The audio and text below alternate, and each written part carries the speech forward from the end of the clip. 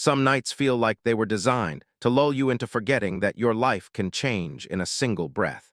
That Tuesday was one of those nights. Late October, Columbus, Ohio. The kind of cold that hasn't committed yet, just enough chill in the garage to make the fluorescent light overhead feel warmer than it actually is. I had the carburetor from my '68 Chevelle stripped down on the workbench, cleaner and rags within reach, a half-drunk bottle of Bud sweating beside the vise. No TV, no music, just the hum of the light and the honest simplicity of a machine that needed fixing. That was my world, my real world. Not the dinner parties, not the quarterly reports she left open on the kitchen table, not the corporate ladder she'd been climbing since the day I met her. My world was in here in the smell of engine grease and the satisfying logic of things that either worked or didn't. Let me tell you about Jessica, not the version I told myself for 14 years. The real version, the one you only see clearly once the smoke clears. She was electric. I mean that the way people mean it when they can't find a better word, because the truth is they were just blinded. She walked into a room and rearranged it. Smart, driven, the kind of woman who had a 5-year plan at 24. I was a mechanical engineer who liked quiet weekends, honest work, and a cold beer after both. We were not the obvious combination. But I loved her completely, the way uncomplicated men love complicated women, without reservation, and as it turned out, at profound expense to myself. 14 years, no kids, that was her choice, and I told myself I'd made peace with it. What's compromise at 27 and in love? You absorb someone else's priorities and call it partnership. You tell yourself you didn't want them anyway, you believe it just enough to keep moving. She traveled 3 weeks out of every month, closing deals, climbing ranks, charming boardrooms. The house in Columbus was mostly mine in practice. Mine to rattle around in, mine to maintain, mine to fill with the particular silence of a man who has learned not to expect company. The phone rang at 11:42 p.m., Chicago area code. I picked up without thinking. Her voice was different immediately, not slurred exactly, but loose. Unlocked. The kind of drunk that strips away the social performance you didn't even realize was always running. She didn't ease into it. That's the part I still come back to. She didn't hesitate or circle around it. She told me she was at a conference dinner. She told me the promotion she'd been chasing for 3 years was finally within reach. She told me Richard Brennan, her VP of sales, was the key to it. And then she said it. "I need a hall pass, David. One night, just Richard. Just this once," she said, her voice carrying a boldness that the alcohol had unlocked. I want you to understand what that silence felt like. Not shock. Shock is too warm, too human. This was colder. This was the feeling of a floor you trusted turning to ice beneath your feet. I asked her to repeat it. She did with less patience the second time, like I was the problem for not following. She told me she had sacrificed everything for her career. That one night wouldn't change anything between us. That she deserved this. That word, deserved. I felt my jaw tighten around it like a wrench finding a stripped bolt. My response was quiet. I didn't raise my voice. I have never been a man who raises his voice, not because I lack the heat, but because I've always understood that heat is wasteful. "If you do this," I said low and steady, "don't come home." She laughed, not nervously, not apologetically, bitterly, the way someone laughs when they've decided you're naive. Then the line went dead. I sat on that garage stool for a long time afterward. The fluorescent light hummed. The carburetor waited. And I sat there in the particular stillness of a man who has just understood something he cannot ununderstand, that the marriage I thought I was in had never quite existed. I went to work, I ate dinner, I slept in the bed, the whole bed, for the first time in years because she wasn't in it. I watched the news. I fed the neighbor's cat when it wandered onto the porch. From the outside, nothing had changed. Inside, I was calibrating. I want to be clear about something, because it matters for everything that comes after. I am not a man who acts from emotion. I am a man who troubleshoots. And what I was troubleshooting in those 4 cold days of silence was a single question. Had my wife of 14 years asked me for permission to sleep with her boss, or had she already? Jessica came home on a Saturday evening, 4 days after that Tuesday night call, flying back from Chicago. Rolling carry-on, blazer still fresh from the flight. The practiced ease of a woman who has learned to transition between worlds without leaving footprints. She brought me airport chocolate from O'Hare. The good kind, the Swiss stuff from the terminal shop. I noted the detail. It was the kind of gesture a guilty person makes without realizing they're making it. She kissed me on the cheek. I let her. That night I waited until she was relaxed, glass of wine down, shoulders dropped, the performance of a normal evening fully underway. Then I raised it. No accusation in my voice, no edge, just the question. "Are we going to talk about the call?" I asked quietly. What followed is the most instructive thing I have ever watched another human being do. She didn't get defensive immediately. She laughed first. Easy, dismissive, the laugh of someone who has rehearsed the response and is presenting it with confidence. "What call?" she replied, feigning confusion for just a beat. Then she shook her head with a smile. "Oh, David, that was a prank. The girls dared me. We were drinking at the conference dinner. Someone said call your husband and ask for a hall pass, and I did it for the laugh." She touched my arm while she said it. She made eye contact, slightly too steadily, I noted. "I can't believe you actually took it seriously." Then, before I could ask a follow-up question, she pivoted. "How was your week?" she asked lightly. "Did you finish the carburetor?" I have spent 20 years working with machines. I know the difference between a component that's misfiring and an engine that's blown. The misfire still has potential. The blown engine is a paperweight dressed up as a car. I know what each one sounds like. This was a blown engine. I said nothing more about it that night. I nodded. I said okay. I went to bed. But something had shifted, quietly, permanently, like a bolt that threads wrong on the first turn and will never seat correctly again. I lay in the dark and I began to think, not about what she'd done, but about what I was going to do about it. Not in anger. In the same methodical, step-by-step way I approach any engineering problem.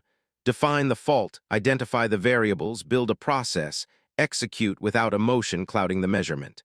I was not going to blow up in the kitchen. I was not going to beg for the truth she'd already decided to withhold. I was not going to give her the satisfaction of watching me spiral. I was going to build a case. She thought I believed her that night. She came to bed, fell asleep in 10 minutes, and I lay there in the dark watching the ceiling and thinking with absolute clarity. That was her first mistake, believing I swallowed it. Her second mistake was coming home at all. I want to be upfront with you about this chapter. I'm not going to walk you through every technical detail of how I gathered what I gathered. Partly for reasons my attorney would appreciate.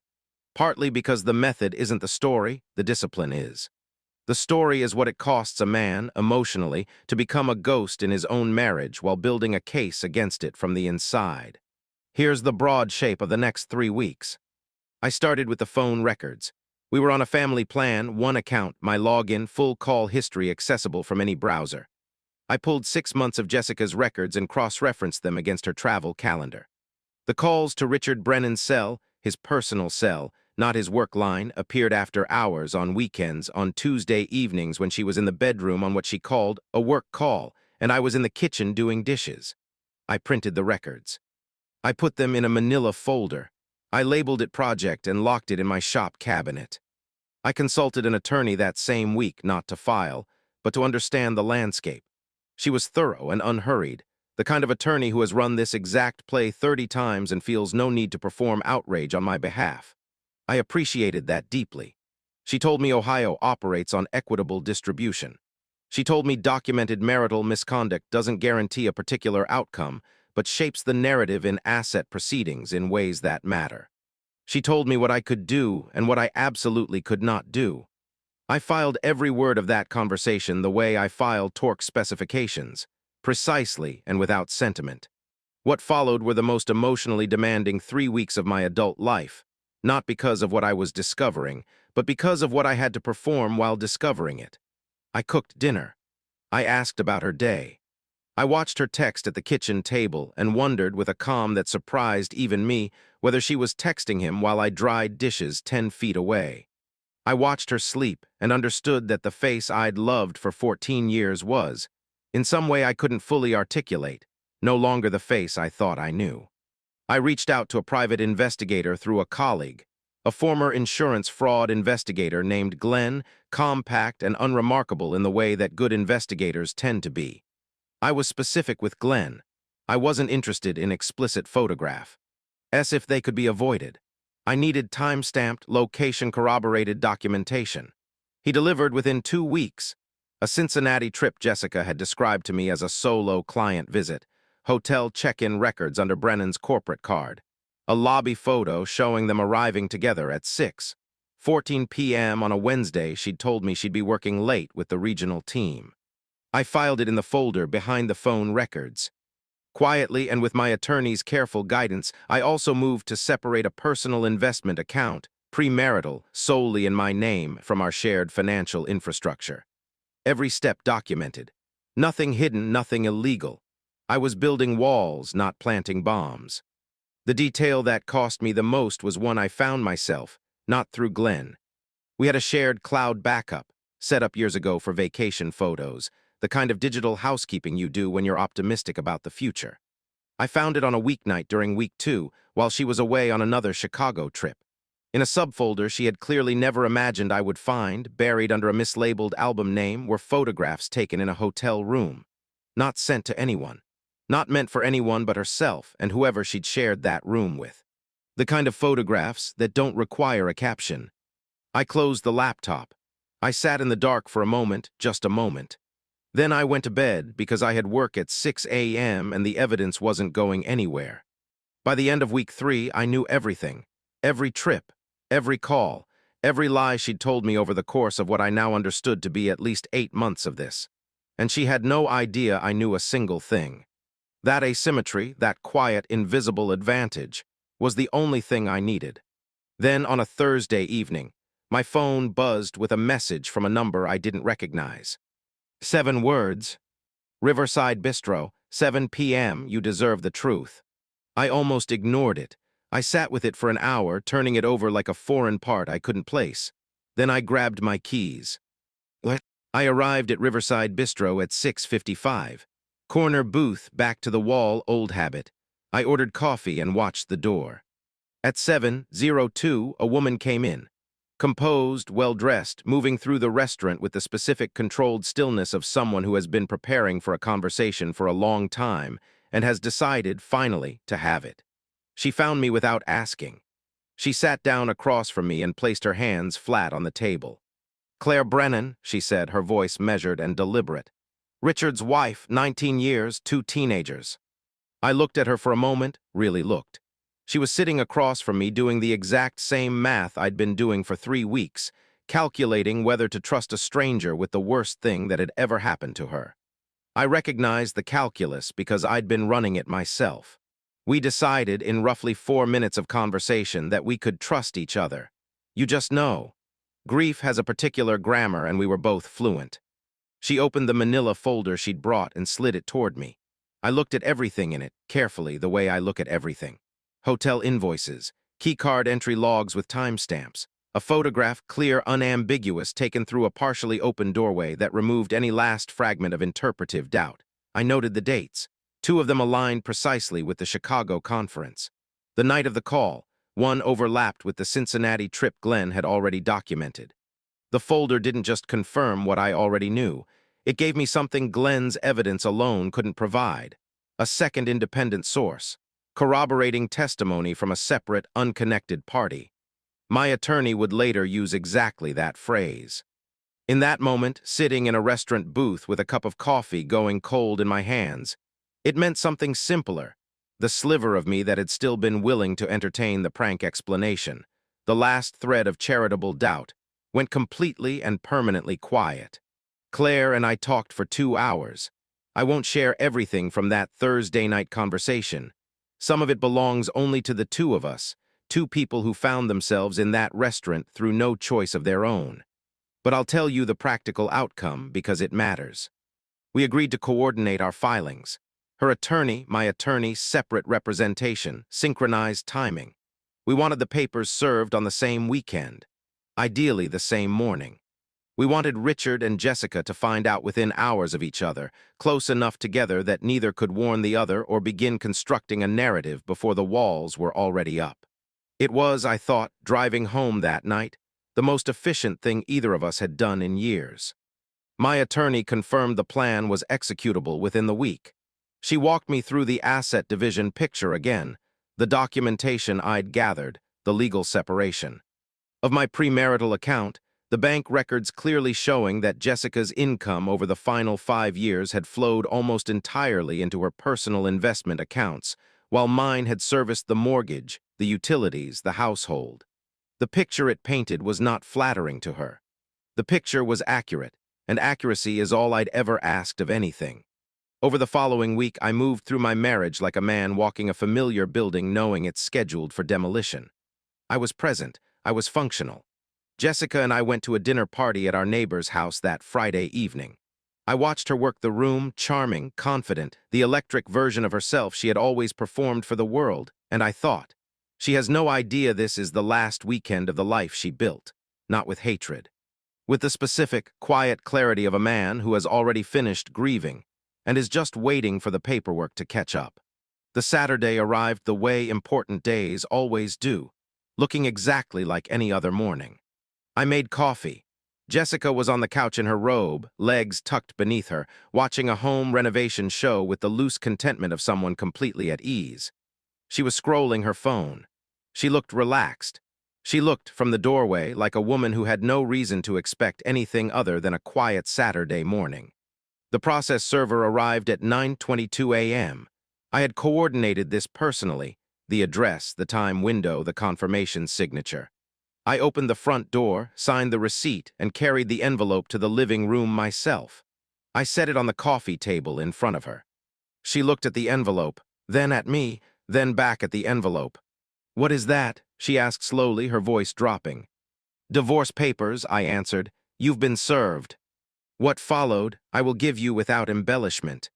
She erupted in stages, the way a pressure system collapses when it has nowhere left to go. First came the disbelief. "Is this a joke?" she demanded, her voice cracking. "David, what is this?" When I said nothing, she reached back for the prank explanation, the same one she'd used 5 weeks ago and apparently still believed might hold. "You're doing this over a drunk phone call," she shot back, her tone hardening. Then, when she finally registered that I was not moving, not reacting, not giving her any purchase, the panic set in, genuine and uncontrolled. She told me I was overreacting. She told me we had 14 years. She told me she deserved more than this. I let her run through it all. Then, when she stopped to breathe, I said it. "I know about Chicago," I said quietly. "I know about Cincinnati. Clare Brennan says hello." The silence after that sentence was the loudest thing I have ever heard. She tried several more angles. She blamed me, said I had never been emotionally present, that she had felt unseen for years, that the affair was a symptom of my failures, not her choices. "You were never really here, David," she said, her voice breaking between the anger. "You made me feel invisible for years. This didn't happen in a vacuum." I listened to every word without expression. I had written that script myself, in the 3 weeks I'd spent trying to construct a version of reality in which she was salvageable. I had lived inside that argument and dismantled it myself, piece by piece, in the dark. She was not offering me anything new. Her belongings were packed. I had done it during the week, quietly, efficiently, without ceremony. Her sister was called. By noon, Jessica had left the house in Columbus for the last time. I sat in the empty living room and finished my coffee. The grinding noise had stopped. The machine had finally gone quiet. The aftermath of a marriage is its own kind of engineering problem. What remains? What needs to be assessed? What can be rebuilt and what gets scrapped entirely? I approached it the same way I'd approached everything else, methodically, without sentiment clouding the evaluation. The divorce finalized in just under 6 months. Ohio's equitable distribution process, aided by the documentation I'd prepared and the clear financial record of the marriage's final years, produced a settlement that was neither vindictive nor lenient. It was simply accurate. I kept the house. The joint savings were divided. The mortgage was refinanced in my name. Her personal investment accounts, which she had carefully maintained as separate assets throughout the marriage, remained hers.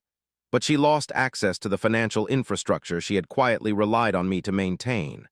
The security, the stability, the unglamorous, foundational architecture of a shared life that she had taken entirely for granted.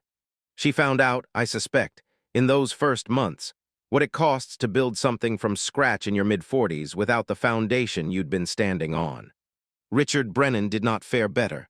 Clare's filing coordinate. Ed airtight and executed with the precision of a woman who had been quietly gathering information far longer than I had surfaced something neither Richard nor Jessica had anticipated. The use of a corporate card for personal travel, hotel stays, dinner charges, flights booked under a business account for trips that had nothing to do with business. That information found its way, as these things tend to do when a thorough attorney is involved, to Brennan's employer's compliance department. He was placed on administrative leave within the month.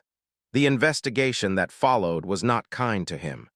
Richard and Jessica, stripped of the professional power dynamic that had apparently been the engine of their arrangement, did not stay together. I mention this not with satisfaction, but as a factual data point. Without the architecture of secrecy and status that had defined it, whatever they had dissolved on its own. The promotion she had risked everything for never materialized, a casualty, presumably, of the reorganization that followed Brennan's departure. I note this once, I don't linger on it.